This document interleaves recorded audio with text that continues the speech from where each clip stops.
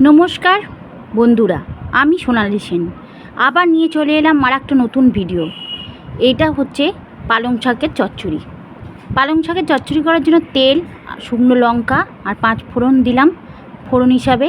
আর তারপরে কেটে রাখা আলু, বেগুন, কুমড়ো দিয়ে দিলাম, একটু নুন আর হলুদ দিয়ে দিলাম।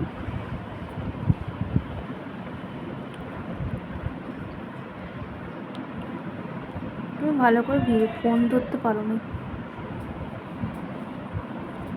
না,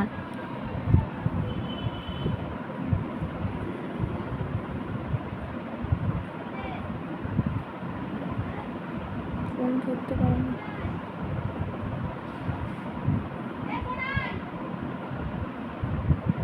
তারপরে একটু আদা বাটা দিয়ে দিলাম।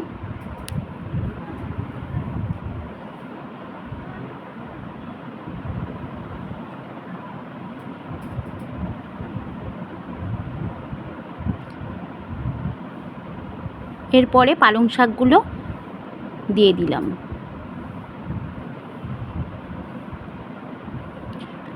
পালং শাক চচ্চড়ি হয়ে যাওয়ার পর লাস্টে ঘি দিয়ে নামিয়ে নিলাম।